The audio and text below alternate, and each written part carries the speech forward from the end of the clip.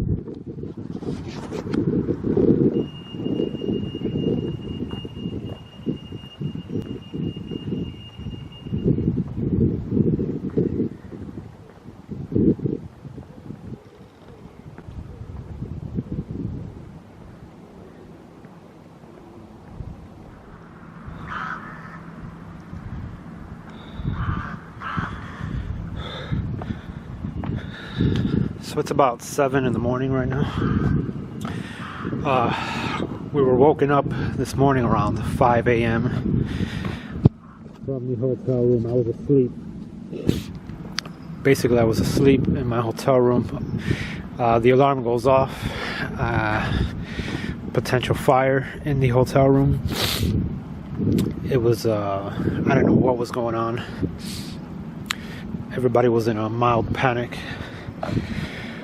So we all quickly get dressed. We head down the stairs, try to go down through the basement area. The alarm's still blaring non-stop, and we're all heading down. There was about 4 or 6 other people there. I looked behind me, and there was a pregnant woman with her husband. So we were all making our way, and there was about, once we finally reached the outside through this little rear entrance, there was about 100 or 200 people standing out here. Everybody was freaking out. Nobody knew what was going on. But it turned out to be just a false alarm. I don't know exactly what happened, but we saw an employee. As soon as we got outside, we saw an employee running around. But he basically informed us that it was just a false alarm. No need for any fire trucks or anything like that. But it was pretty wild. It was never seen anything like that before. It's the first time ever that I'm awakened at 5 a.m. in a hotel room by a shrieking, blaring alarm. Oh man, it is cold. So yeah, that was our little wake-up call. Thankfully, nothing happened. Everybody was safe. Thankfully, nothing happened. And everybody just went back to their rooms and I guess went back to sleep.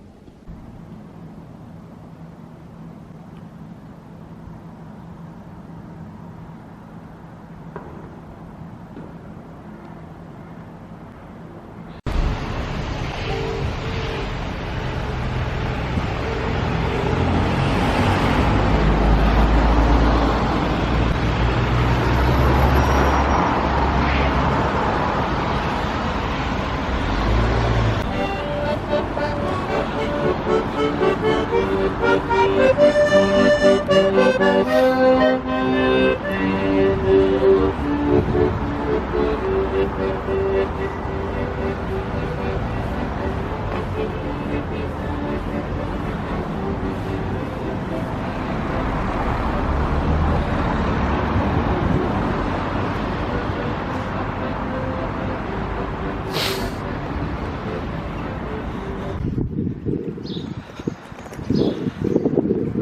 morning, good afternoon, and good evening.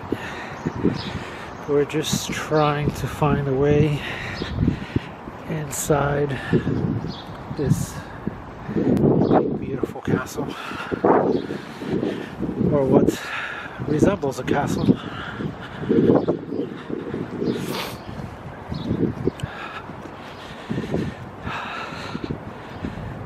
There seems to be no way in, apparently.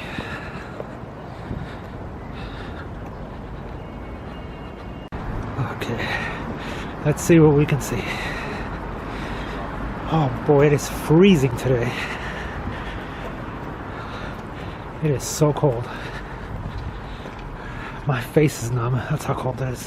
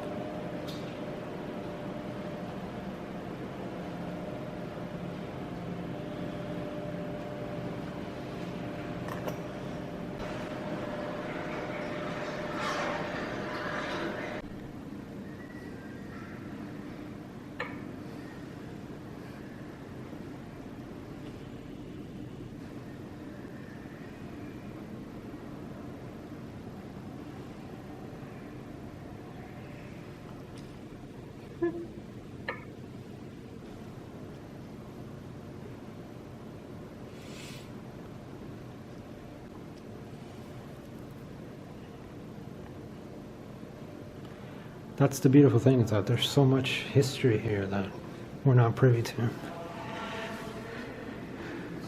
I think it'll take you an entire lifetime just to study up on it.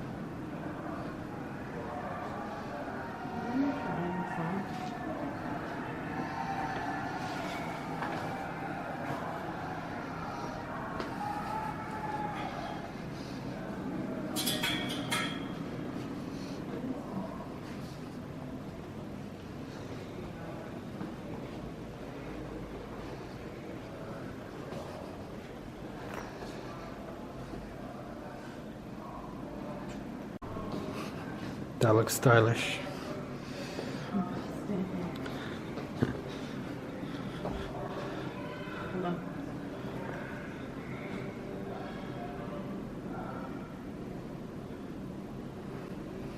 Got it.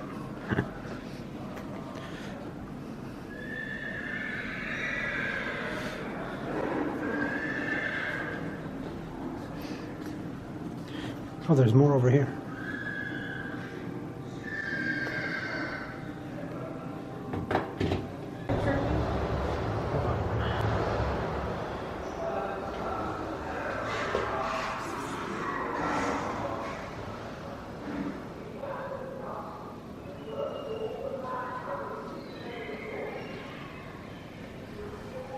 So I can get your video.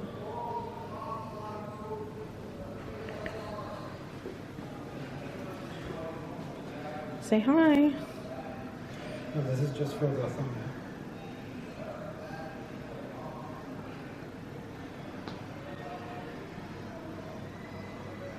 Okay. And I'll take a picture of me with you. Catholic relations. But because I happen to be a Protestant, I was warned that I should leave Athlone. Leave everything I have. Now, I am a refugee. When Lord Westmead's regiment was beaten back, we were told to escape and warned that the enemy would spare none. My eldest son joined the men who were attacking the enemy for the balls. He will be hanged if we catch him. I took our plough horse and I joined the horse regiment that we formed to defend ourselves against it. The regular soldiers thought we were rough. That's what you have to do. We were led by the brave Colonel Doolin. We won victories at John Here in Dublin, I swore my loyalty. From 1689 to 1691, war raged in Ireland. Irish and French Catholic troops, the Jacobites, were fighting under the banner of King James, the dethroned King of England. They were pitched against a multinational army of Protestants, the Williamites, gathered together under the banner of the new King, William of Orange. In 1690, the two kings, James and William, faced each other at the River Boyne. The Williamites forced the Jacobites back, crossed the Boyne, and took the south and the east of Ireland. James fled to France, and the Irish army retreated west to Connaught, defending the line of the Shannon. Athlone was attacked, but gallant Colonel Grace defended the town and the Williamites withdrew. The following year, King William handed control of his troops to the Dutch general Baron Hinkle. Hinkle knew that to conquer Ireland, he must cross the Shannon and invade the west. And in order to cross the Shannon, he had to win Athlone. Check out this guy.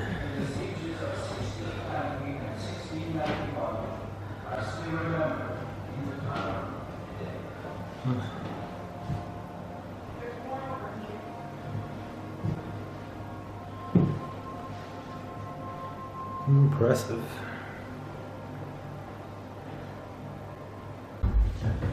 I would not want to mess with this guy. This guy looks like he means business.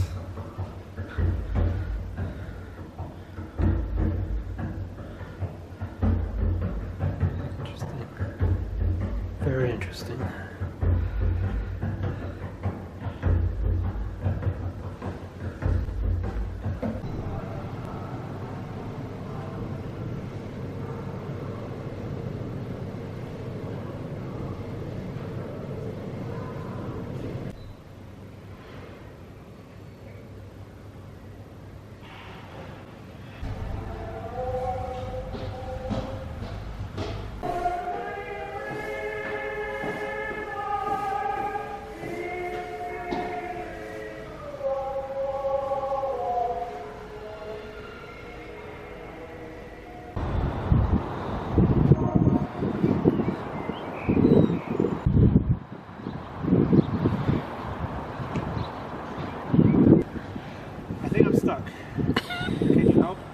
Get help? How do I get out of here? Did you get that? Yeah. Wow. It's so cold I can barely talk. So while we were in Dublin, we spoke to a couple of the locals there, and they gave us a suggestion. They told us, if you're in Athlone, if you're visiting Athlone, you have to go, you must visit Sean's Bar. They told me you must visit Sean's Bar, so I told them I will. So that's exactly what we're going to do now. We're going to head on over to Sean's Bar. It is the oldest bar in Ireland, over 1,000 years old. I believe over 1,000 years old. So let's head there now.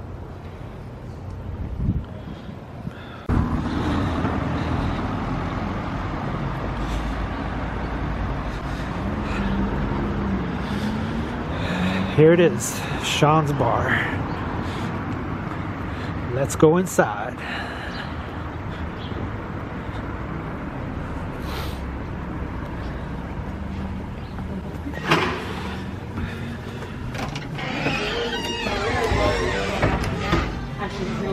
Morning. Hi, how are you? Fantastic. All good. We were actually here last night. Oh, were you? Yeah, we had to come back. Back for more, We huh? had to come back. Back for more abuse. This is, no kidding, the best Guinness that I've had in my life, That's good. by far. So yeah, definitely had to come back. I lost the camera. Got it, never mind. Careful with them.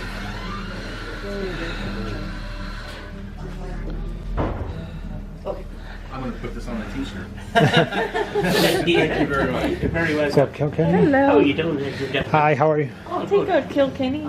And A pint of Kilkenny. Yeah, we do you mind the drink? and let me have a pint, Guinness. Yeah, certainly, folks. No bother at all. Thank you.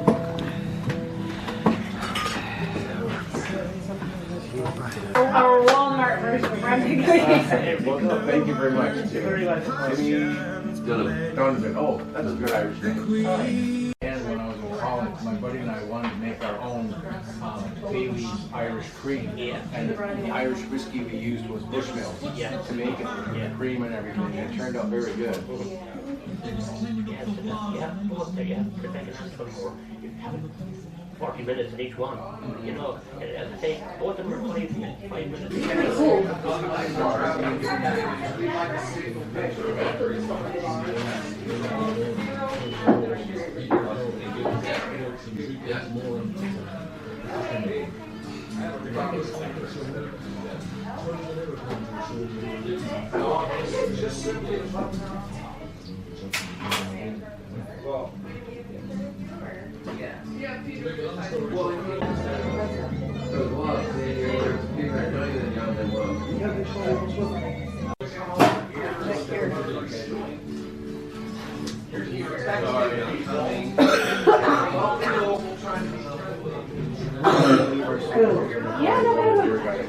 Thank you.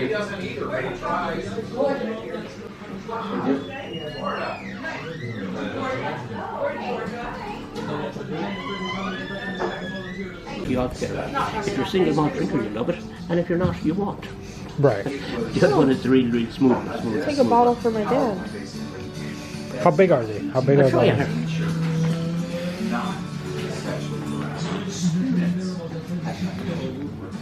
That is the original. Oh, okay.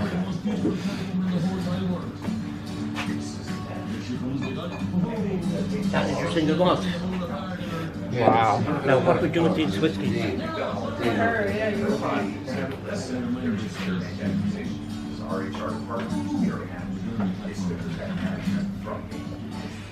this goes in with your whiskey, and it actually takes you back to the whole origin of whiskey itself.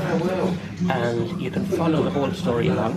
But everywhere we come to, a place name, for example, you'll read about Rindoon, you'll read about Inishkiran, you'll read about Clonmacnoise. You Google it. For example, if you Google Clonmacnoise, it will show you what remains there today. The old Celtic crosses, round towers, the old churches, etc. It will give you the entire history behind Clonmacnoise. Ancient monastic settlement dating right back to 549. And it was actually amongst them both Inishkiran and Clonmacnoise who were the first people to distill whiskey in the world. And it went to the Viking raids and everything that happened there. So it's you're following stages of history, all to do with whiskey. It's all connected. How much is this one? That is my favourite. That's the original. That matures 4.5 years. Now, for whiskies to mature, a Scottish whisky takes 3 years to mature. An Irish whisky takes 3 years and 1 day to mature. Okay. Just to be a day older than the Scots. Even though it's only 1 day older, it's still older. Irish whisky is always older than the Scottish whisky. Right. And believe it or not, that is old Irish law. But what is even more funnier, that law still exists to this day. So to this day, an Irish whiskey must mature minimum 3 years of one day still. But which one do you like better? But this one, Which one do you prefer if you had to choose? this, That one? this one is getting a premium whiskey for $39.50 here. That's $49.50. It's a smooth one. That's my favourite. I'm gonna take a bottle. Even though it is cheaper. Can we take that back to the States? There's no problem. Have you check-in luggage? Yes. But what you check it now, we went to Orlando that time. I had 15 bottles of whiskey in 2 suitcases. Right. Declan, the other manager here, he had 9 in his suitcase. Now we have to go through immigration, he don't. You know. Okay, we're off, guys. Thank you so Hey, much take for it everything. easy. Have We a good appreciate one. it. Thank Thanks you. a million. Thank You're you. pretty well. We will be back soon. We'll be back soon.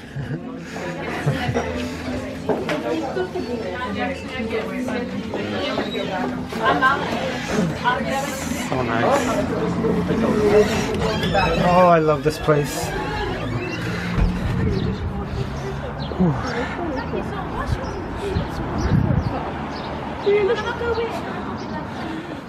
Okay. So if you ever have the opportunity to visit Ireland, I highly recommend this place, Sean's Bar. You must come here. 10 out of 10.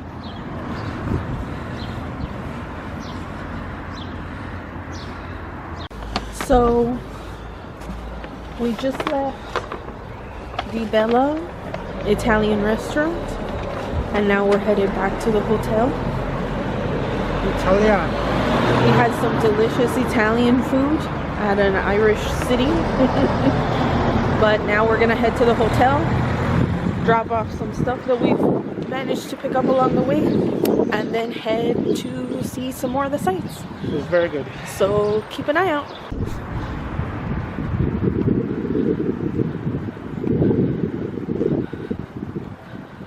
We're not quite sure what this building is, but right here we have Athlone Castle.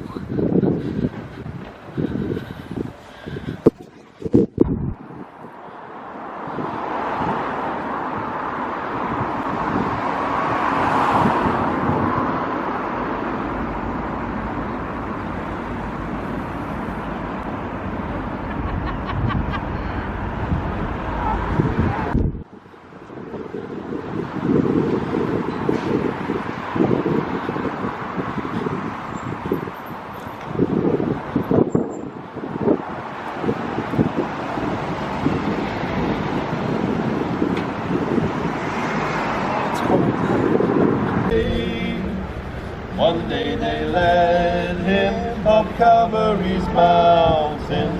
One day they nailed him to die on the tree. Suffering and anguish, despised and rejected, bearing our sins, my Redeemer is he. Living he loved me, dying he saved me. Okay, we're on this bus now, headed south to Doolin. Gonna take a little trip there, cliff some more.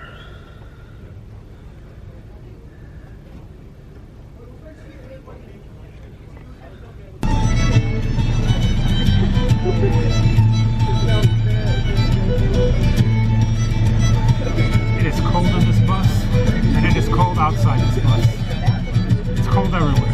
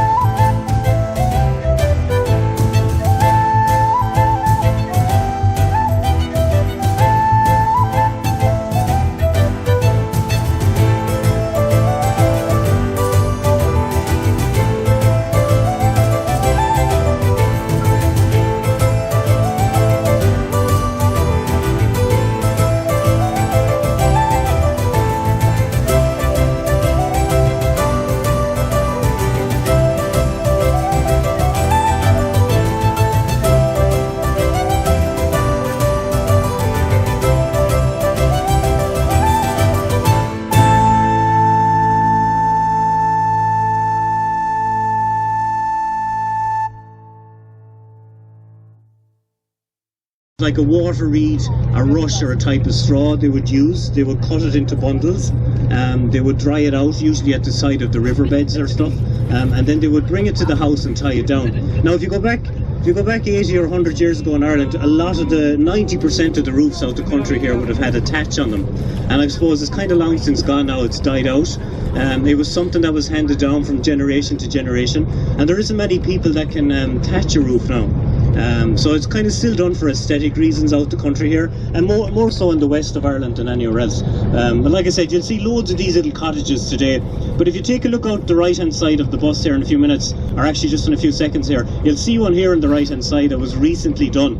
Now you'll see the top of it has all the detail in it. It's called the book, B-O-O-K, or the comb, and it's the most intricate part of the roof. But you can see there's a lot of work involved in the little thatch, and it was kind of a skilled work, you know, to do that type of work. And like I said, not many people can do it now, and it's something that has kind of died out. But it's nice to see the cottages still thatched out here, you know. So anyway, like I said, you'll see loads of those cottages today. I just wanted to point out that one to you and just to explain.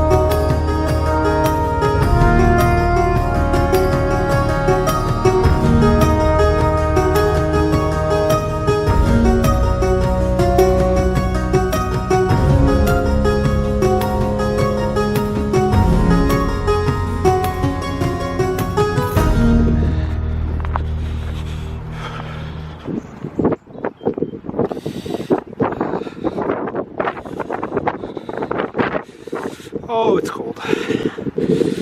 Oh, man.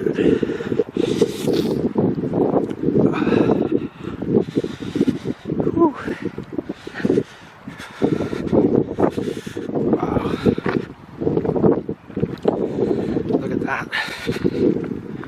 I'm trying not to fall here.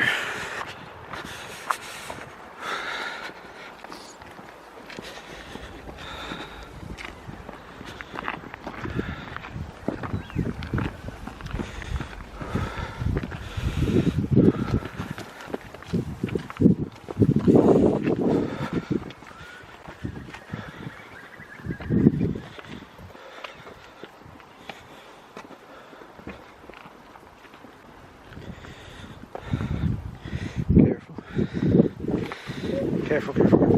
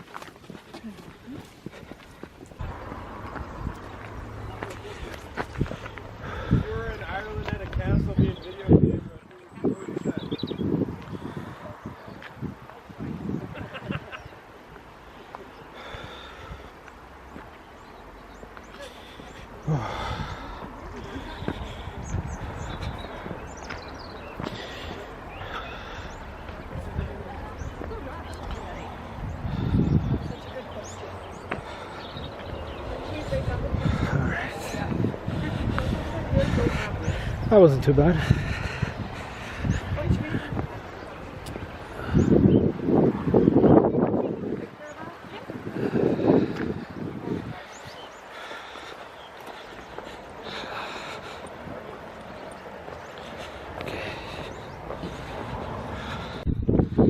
Goodbye, little Doolin Castle.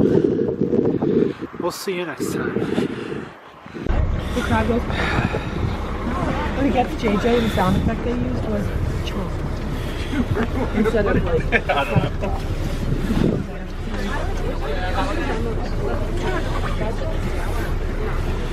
I might need to wait till summer to watch it.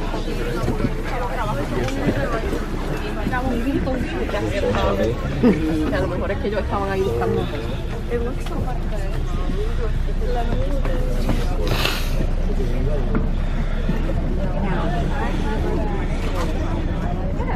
To do hard labour. So, you know, that's one of the marks left on the landscape here. And you know, it was an atrocity at the time, because if you think about it, the Irish famine is not that long. I'm not talking about thousands of years ago. You're only talking about, what, 140 years ago or whatever, or a little bit more. And like, you know, that's something that happened in our recent history. There's generations that still, you know, mourn the loss of their family members. When we get to the top here, we'll be getting to our chocolate factory stop. We're going to do 30 minutes here. So just to give you a brief rundown of what the chocolate factory is, it's called Hazel Mountain Chocolate, and it was started here by a couple of years ago by a family up here, and it's become a great success, you know. So this is kind of a bespoke chocolate. It's Ireland's only bean to counter chocolate factory. So from the cocoa bean they make the chocolate, and it's a very interesting story, you know. So I'm going to bring you around to the chocolate factory, and hopefully there's a girl there, Marie. She's usually there on Sundays. She might give you a little tour and maybe a little even tasting, you know. So the factory shop is here as well if you want to purchase the chocolate. There's a little coffee shop around the front if you want to grab something, and we'll do a 30-minute stop overall.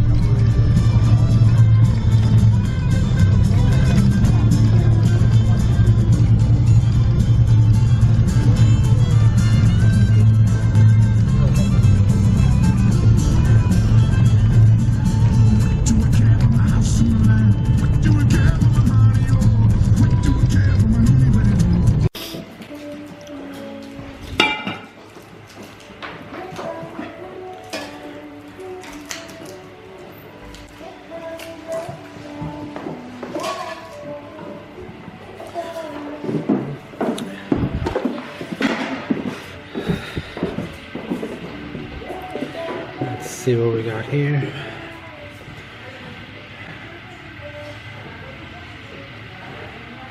Some sort of chocolate egg. Interesting.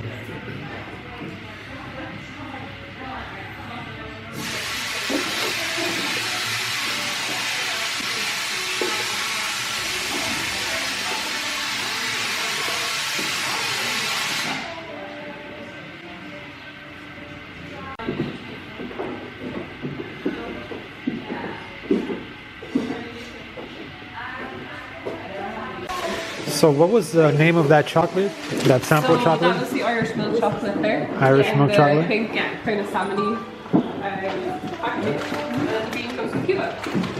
Okay. Oh, it was very good. Yeah, yummy. Cheers. Would you like a receipt? Okay, perfect. Thank you so much. Hello. Irish milk chocolate. Good. Yeah, we were saying it's very similar to Okie dokie. Yeah, that was delicious. I got you a coffee chocolate. Thank you. Hopefully the bus hasn't left.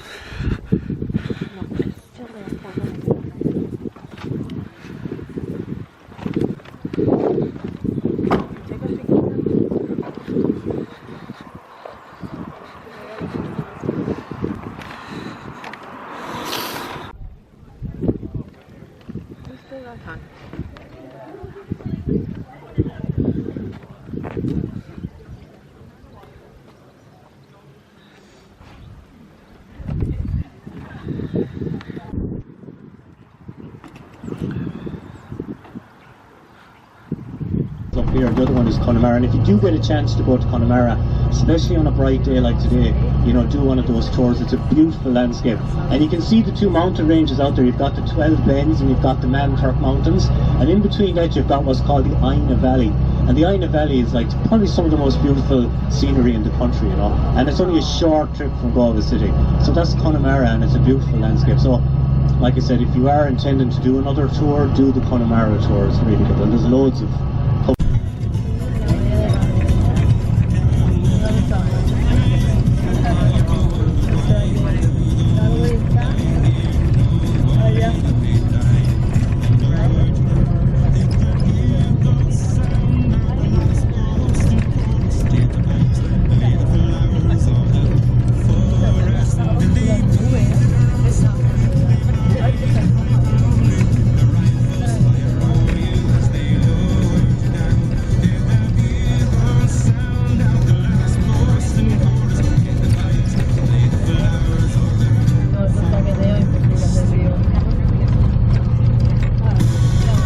take groups of people out walking up here for hours, and it's a really nice pastime as well. So that's the Burren landscape that we're going through now. And yeah, we'll come to a different area up here called the pavement area as well. We'll kind of change the switch. So the place down to my right here is called, can't think of it, I'll think of it in a minute, Fanor. So Fanor in Irish is Fanor, it means golden sands. It's a lovely sandy beach down there. You're looking at the back of the sand dunes. A lot of those mobile homes and mobile units are owned by Irish people, and they actually come here because it's a very safe environment for young kids particularly, so young families, because there's a lovely beach down there, shallow water, you know, and it's a really nice area. And what's more important up here, we have what's called blue flag beaches. We have no heavy polluted water up here. The water is, its blue flag is like a European standard for bathing water. So the water on the west coast is very clean because we don't have a big shipping industry or fishing industry at all.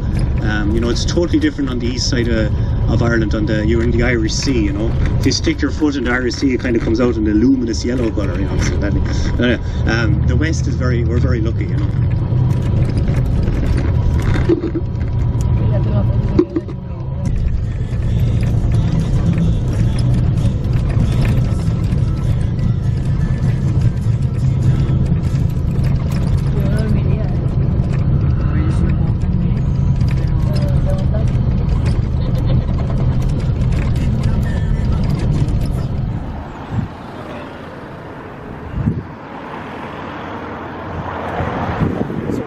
Small town of Doolin right now. It's about midday. We just stopped off for some lunch. As you can see, this place is beautiful. It really doesn't do it justice on a film. You really have to come here and see it in person for you to truly experience it. I think the population here is only about 400, maybe 450. 450 people, that is. But yeah, it's beautiful up here.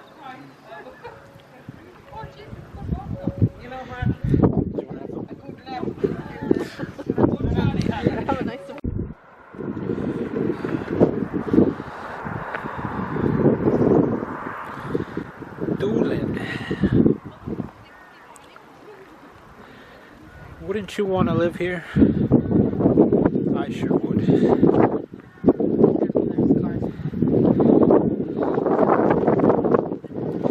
If I were smart, I'd move to Doolin.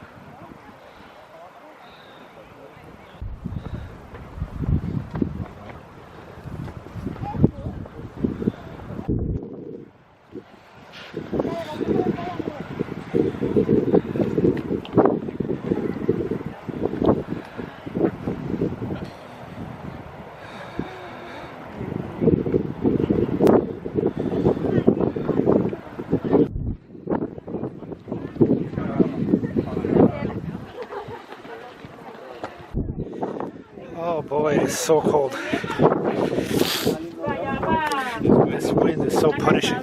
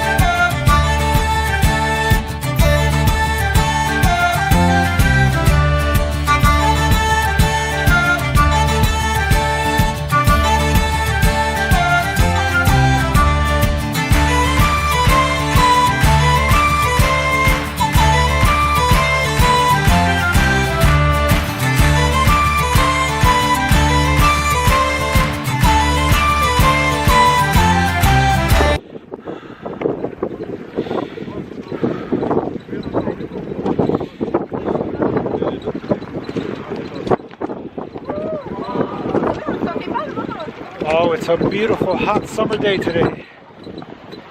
Beautiful hot summer day. Check out this view.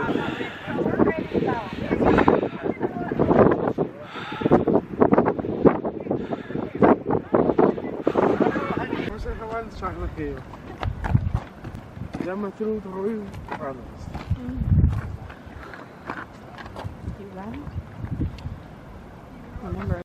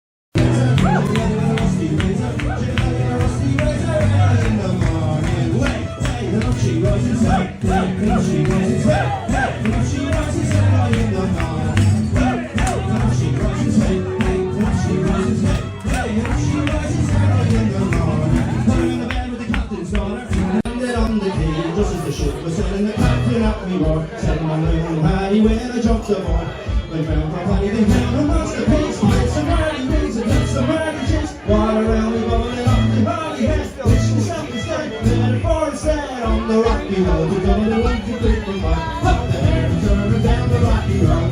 The way we're going to keep an eye. The boys in Liverpool, when you say